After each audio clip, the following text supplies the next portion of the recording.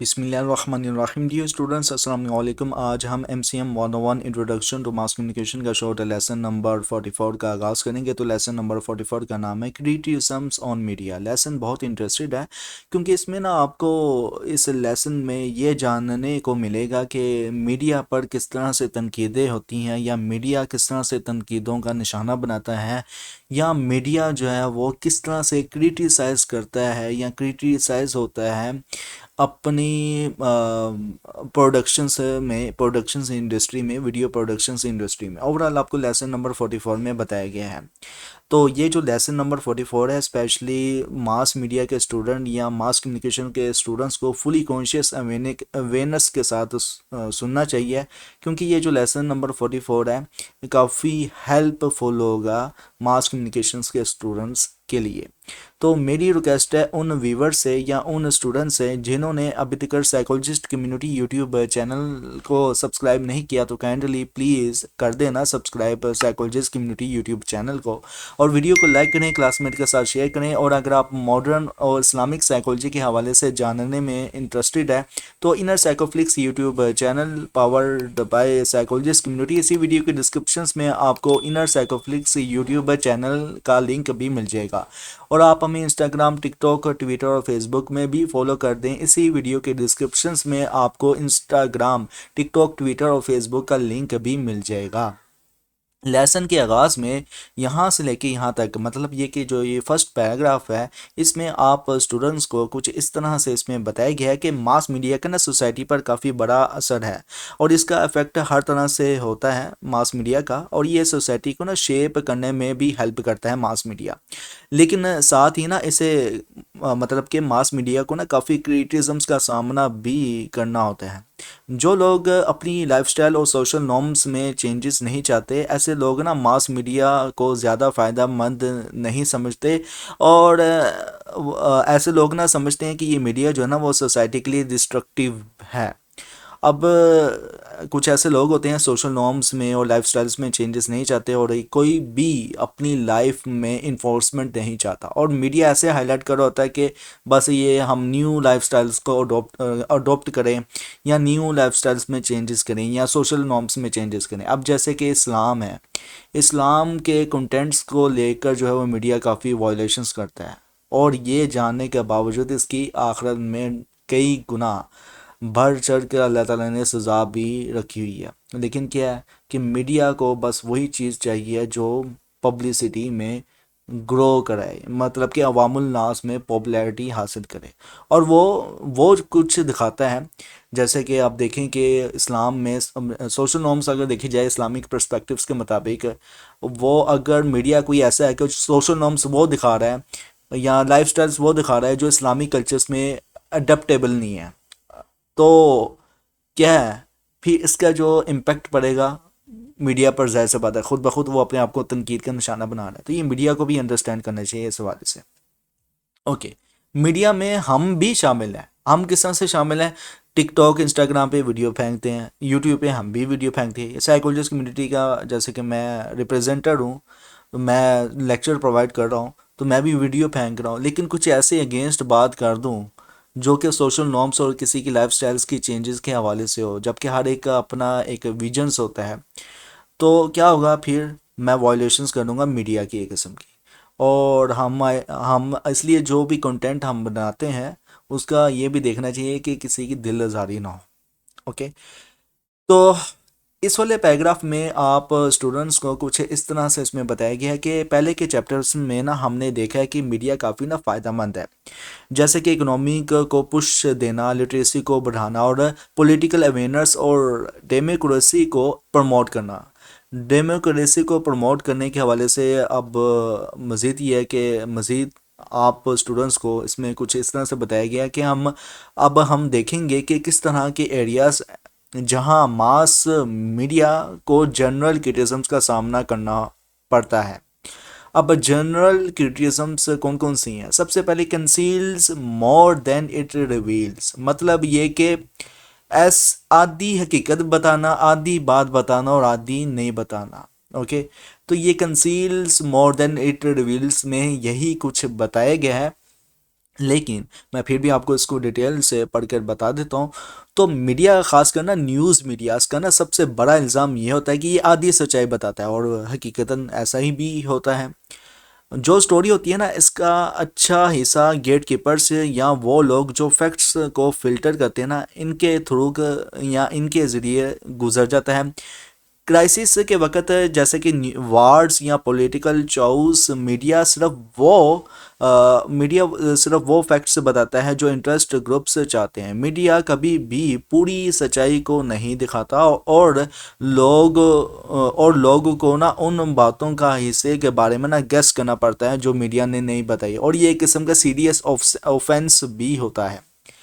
Okay, तो ये जो चीज़ होती है, ऑफेंस से मुराद ये कि जुर्म करना या फिर इकरार करना, ठीक है। तो ये conceals more than it reveals में फिर ऐसे ही जो है वो मैनिपुलेशंस पैदा हो जाती है लोगों के दरमियान। जो मीडिया आधी सच्चाई जब छुपा रहा हो, या मीडिया जब आधी सच्चाई नहीं बता रहा हो। एग्जिजरेट्स में बताया गया कि बढ़ चढ़ कर, मतलब कि सेंसिटिव इशू, छोटा सा मतलब कि वो चीज़ों को सेंसिटिव बनाना जो कि है ही नहीं। तो एग्जिजरेट में ऐसा मतलब कि ऐसा ही कुछ आप स्टूडेंट्स को बताया गया है। अब जैसे कि मीडिया आजकल ना वो चीज़ें बता रहा होता है कि जो कि सेंसिटिव नहीं है, लेकिन मीडिया उनको बढ़ा चढ़ा कर ऐसे पेश कर रहा होता है कि जैसे कि बहुत ही सेंसिटिव है। तो एग्जिजरेट्स में आप स्टूडेंट्स को यही कुछ बताया गया है। तो फिर भी मैं आपको बता देता हूँ इसमें क्या क्या है एग्जिजरेट्स में, पढ़कर बता देता हूँ। तो मीडिया का ना एक और इल्ज़ाम है कि, मतलब कि मीडिया पर उठने वाला एक और ये इल्ज़ाम ये है कि ये सेंसिटिव इश्यूज़ को ना ज़्यादा एग्जिजरेट कर देता है, मतलब कि बढ़ा चढ़ा कर पेश करता है, जिससे लोग उन अथॉरिटीज़ में पैनिक क्रिएट हो जाता है। मतलब कि लोग जो सुनने वाले होते हैं ना, वो एक ही बात को सुन सुन कर ना मज़ीद पैनिक भी हो जाते हैं। इस पैनिक को ना मीडिया सॉल्व नहीं करता, बस चीज़ों को ना छुपा देता है। गवर्नमेंट्स, डिपार्टमेंट्स और एजेंसीज जो इस तरह की सिचुएशंस को हैंडल करते हैं ना, वो मीडिया को इस एग्जरेशन से रोकने का तरीका जो है वो नहीं ढूंढ पाते हैं।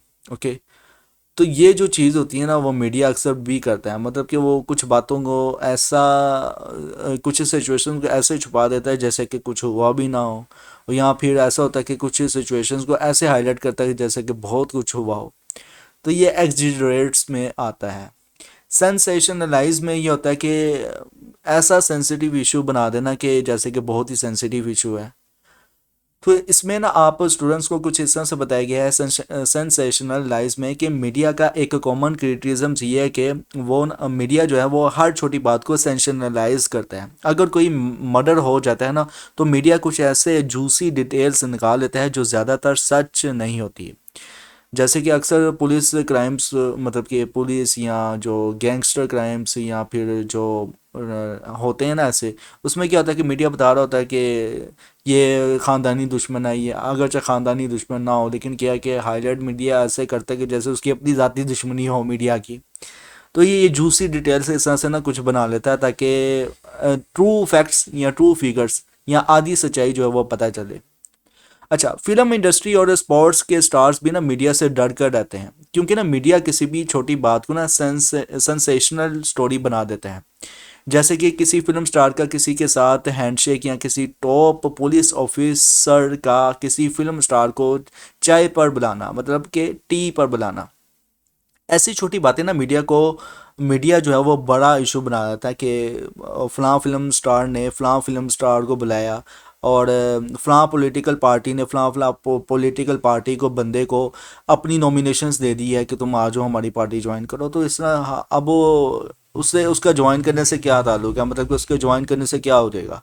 उसकी लाइफ बस चेंजेस होनी है, मीडिया की थोड़ी लाइफ चेंजेस हो जानी है, या हमारी जो लाइफ है वो थोड़ी चेंजेस क्रिएट करेगी किसी पार्टी में ज्वाइनिंग करने से। ओवरऑल तो damages cultural and family traditions में आप स्टूडेंट्स को बताया गया है कि मीडिया के थ्रू के जो चीज़ें दिखाई जाती हैं ना, वो कई बार ना लोगों की लाइफस्टाइल और कल्चरल बिलीव्स पर अटैक वाली होती हैं। वुमेन की बोल्ड तस्वीरें, स्पोर्ट्स पर्सन्स की एग्जरेटेड इमेजेस, टीवी ड्रामा से करेक्टर का बिहेवियर, फिल्म में डांस, स्मोकिंग और ड्रिंकिंग एक्शंस, ये सब मीडिया का पार्ट है जो कॉमन लोगों के लिए अनएक्सेप्टेबल है। इस वजह से ना लोग कुछ टीवी चैनल्स को देखने नहीं देते या कुछ मैगजीन्स घर में नहीं रखते। कुछ म्यूज़िक टाइप्स को फैमिली गैदरिंग में नहीं प्ले करने दिया जाता। और जब भी कोई बोल्ड बिलबोर्ड नज़र आता है लोग उस पर अनप्रॉपर हो जाते हैं। अच्छा, damages cultural and family traditions, definitely ये बहुत ज़्यादा मीडिया ने किया है। अगर देखा जाए इस्लामिक कल्चर्स को लेकर, तो मीडिया ऐसे दूसरे कल्चर्स को प्रमोट कर रहा होता है जैसे कि वहाँ से उनको पैसा ज़्यादा मिलता हो, और वाकई मिलता भी है। ओके, अब देखें कि यूके का कल्चर है, तो पाकिस्तानी अगर कोई टीवी चैनल है तो वो यूके के कल्चर्स को इस तरह से दिखा रहा है कि जैसे कि यही कल्चर को अडॉप्ट करना ही लाइफस्टाइल को मेंटेन करने के बराबर है। तो ऐसी चीज़ नहीं होनी चाहिए। और कुछ ऐसी चीज़ें होती हैं जैसे कि कुछ ऐसी इस्लामिक, ट्रू इस्लामिक, सही इस्लामिक फैमिलीज़ भी होती हैं जो वाकई गाने बजाने को पसंद नहीं करती। तो क्या है कि मीडिया जो है वो ऐसा कह रहा होता है कि सो कांड मुसलमान, मतलब ये कि वो अक्सर होता है ना मुसल्ली या सो कांड मुसल्ली, एक जुमला बन चुका हुआ है। तो वो मीडिया ऐसे बना के पेश कर रहा होता है कि आज के दौर में जैसे यही मुस्लिम रह गए हैं, हम तो मुस्लिम नहीं हैं। तो मीडिया ऐसे हाईलाइट करता है अपने तौर पर। तो ये जो चीज़ें होती हैं ना ये बहुत सेंसिटिव होती हैं इस्लाम के हवाले से। कोई भी अपनी ज़ाती लाइफ को या किसी की ज़ाती लाइफ को अनप्रॉपर नहीं कर सकता। ठीक है, इस्लाम सब के लिए बराबर है, और मीडिया के लिए तो ज़्यादा ही इस्लाम बराबर कंसिडर किया जा सकता है ना, क्योंकि मीडिया जो है वह मीडिया है। क्या करना है क्या नहीं करना, आज की लेटेस्ट जो पॉलिटिकल है ना पार्टी है ना वो मीडिया है। ओके, क्योंकि ये अपने जो है ना वो चीज़ें दिखाता है जो कि जिससे इसी को फ़ायदा हो। बायसनेस में आप स्टूडेंट्स को बताया गया कि मीडिया का बायस बार बार नज़र आता है। मतलब ये कि मीडिया ना कभी इधर का रहता है ना कभी उधर का रहता है। जिसे पंजाबी में कहते हैं ना, कदी हेने बेने करना, या फिर इटम टल्ली करना, या फिर इटम टल्ली भी कहते हैं, हेने बेने भी कहते ने, या फिर कहते ने कि ਇਹ दोगलापन हैगा है। ठीक है, तो मीडिया के अंदर दोगलापन है, जहाँ पे इसे मुफाद मिलता है ये वहाँ का हो जाता है।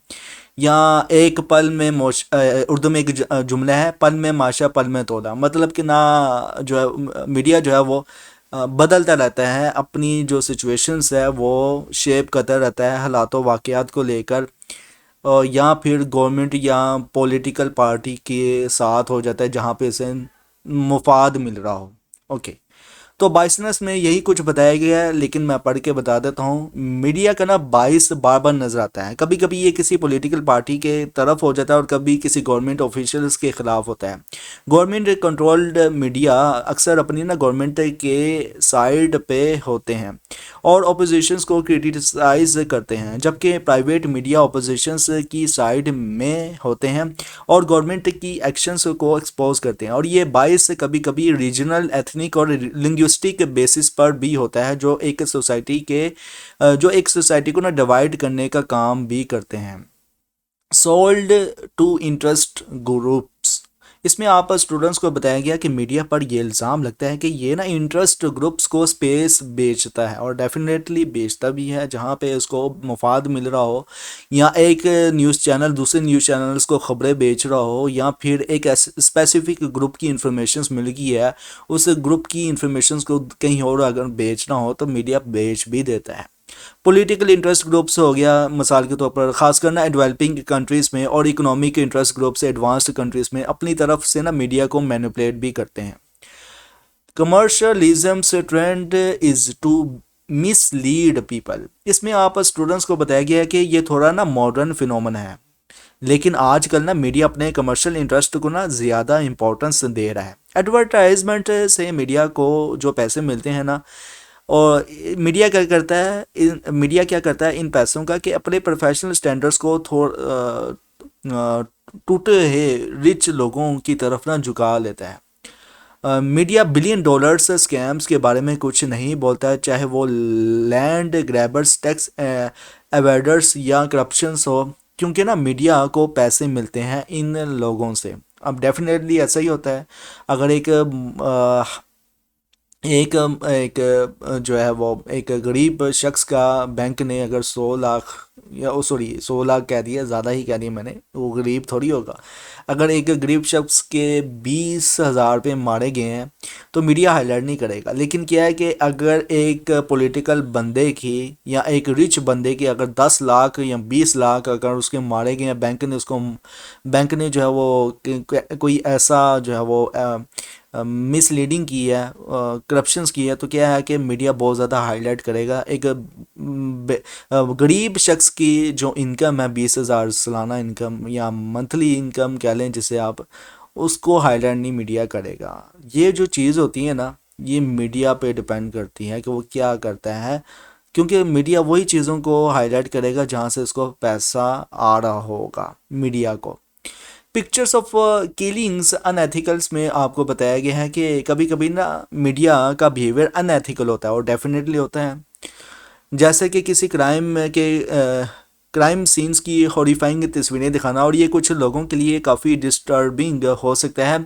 और अगर मीडिया इस तरह की तस्वीरें दिखाता है तो वो ना लोगों की सुबह ख़त्म कर देता है। अगर मीडिया अपने प्रोफेशनल वे से काम करे तो ये सब अवॉइड किया जा सकता है। और अच्छा, ये जो चीज़ है ना अनएथिकल्स वगैरह जो है, ये हम भी कर रहे हैं। किस तरह से कर रहे हैं?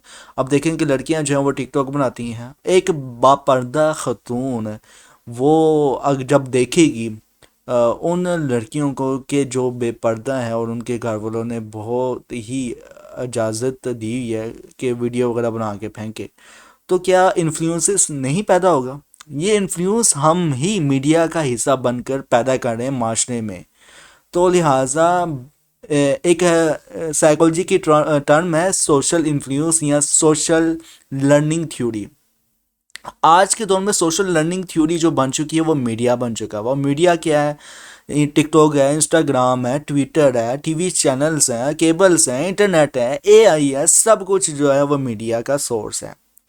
अब जो चीज़ हम देख रहे हैं क्या वो सोशल इन्फ्लुएंस नहीं होगा? ओपन कंडीशनिंग में नहीं आएगा? डेफिनेटली आएगा। और जब इन्फ्लुएंस पैदा होगा तो माशरे में खुद ब खुद वो चीज़ें आना शुरू हो जाएंगी।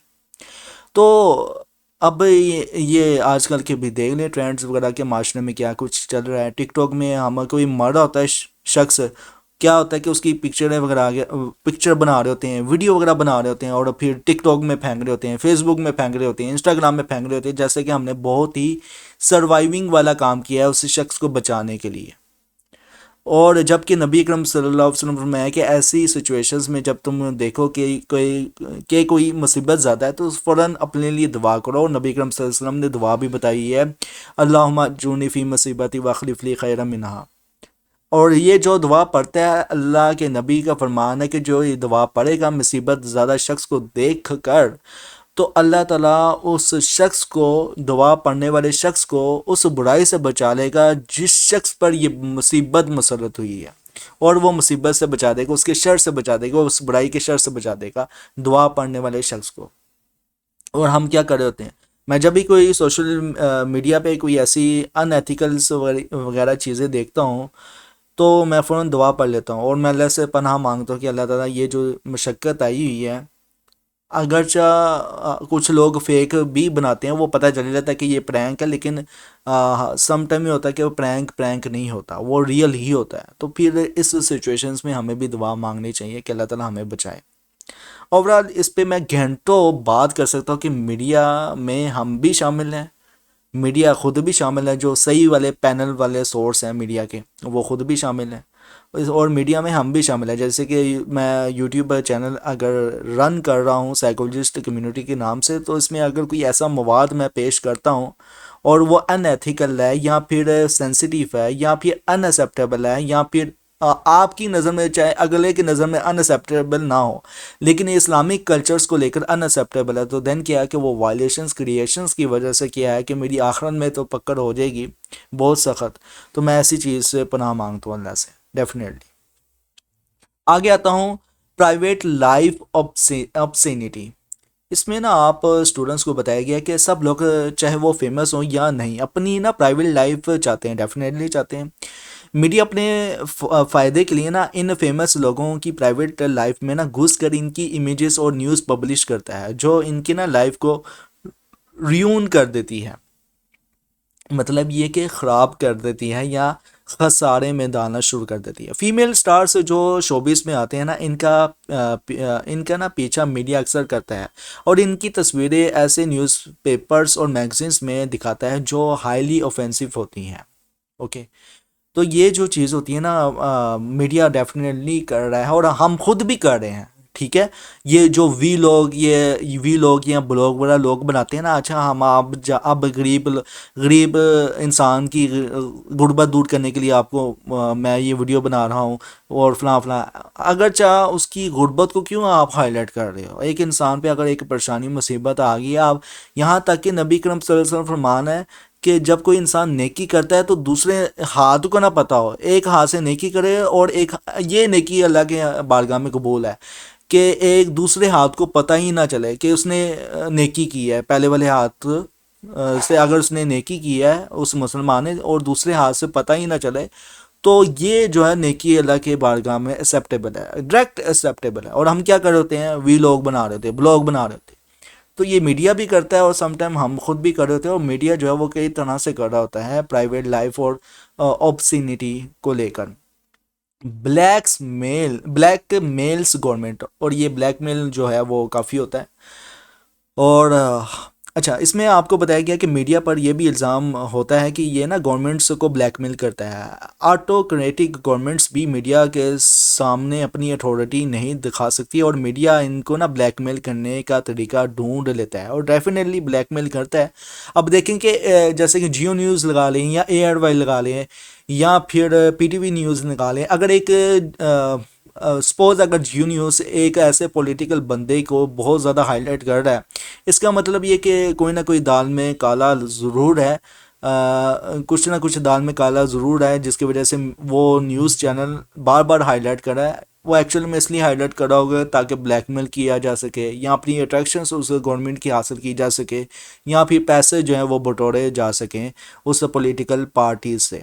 ओवरऑल तो ये ब्लैकमेल इस तरह से इनकी सम टाइम चलती है।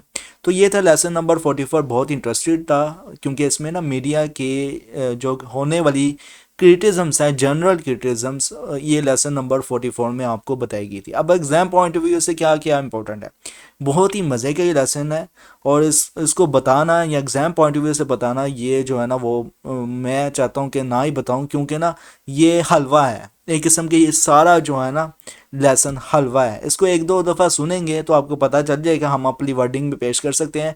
और ये तकरीबन जो है वो 1.5 सफ़े का है। ठीक है, ये 1.5 सफ़े का लेसन है, तो एग्ज़ाम पॉइंट ऑफ व्यू से क्या इंपॉर्टेंट हो सकता है? ये जो हाईलाइट की हुई हैं बस यही पॉइंट जो है ना एग्ज़ाम पॉइंट ऑफ व्यू से इंपॉर्टेंट है। आप इन्हीं पॉइंट्स को अच्छे से जो है वो मेमोराइज़ कर लीजिएगा, बस आपके कॉन्सेप्ट जो है वो क्लियर होने चाहिए स्टूडेंट्स।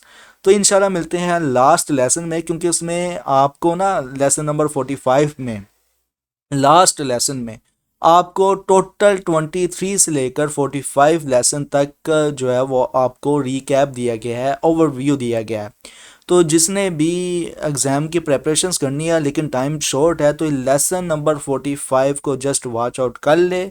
सिर्फ 1 घंटे का ये लेक्चर होगा आई थिंक, क्योंकि लेसन थोड़ा सा लेंथी है तो मैंने हर एक चीज़ को बताना है पढ़कर। तो कोशिश करूँगा कि ये 35 से 30 मिनट का हो ये लेसन नंबर 45। तो इंशाल्लाह मिलते हैं लेसन नंबर 45 में। लेसन नंबर 44 कैसा लगा कमेंट्स में लाजमी बताएं। Till then thank you so much, अल्लाह हाफिज़।